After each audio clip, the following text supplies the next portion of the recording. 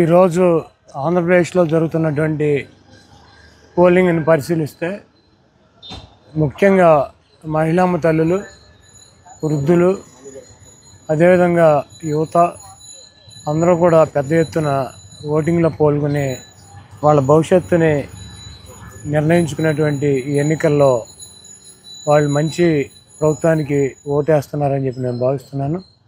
మేము గతం నుంచి కూడా చెప్తున్నాము, జగన్మోహన్ రెడ్డి గారు ఇచ్చినటువంటి అనేక సంక్షేమ కార్యక్రమాల ద్వారా ప్రతి పేదవాడు, ముఖ్యంగా మహిళల్లో బెనిఫిషరీస్ పెద్ద ఎత్తున ఉన్నారు.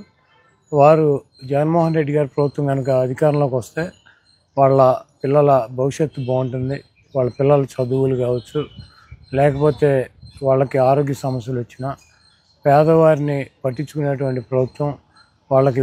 ఈరోజు ఆంధ్రప్రదేశ్లో జరుగుతున్నటువంటి పోలింగ్ని పరిశీలిస్తే ముఖ్యంగా మహిళామ తల్లులు, వృద్ధులు, అదేవిధంగా యువత అందరూ కూడా పెద్ద ఎత్తున ఓటింగ్లో పాల్గొని వాళ్ళ భవిష్యత్తుని నిర్ణయించుకునేటువంటి ఈ ఎన్నికల్లో వాళ్ళు మంచి ప్రభుత్వానికి ఓటేస్తున్నారని చెప్పి నేను భావిస్తున్నాను.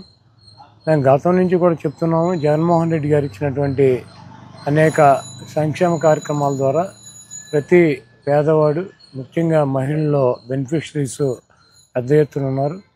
వారు జగన్మోహన్ రెడ్డి గారి ప్రభుత్వం కనుక అధికారంలోకి వస్తే వాళ్ళ పిల్లల భవిష్యత్తు బాగుంటుంది. వాళ్ళ పిల్లల చదువులు కావచ్చు, లేకపోతే వాళ్ళకి ఆరోగ్య సమస్యలు వచ్చినా పేదవారిని పట్టించుకునేటువంటి ప్రభుత్వం వాళ్ళకి.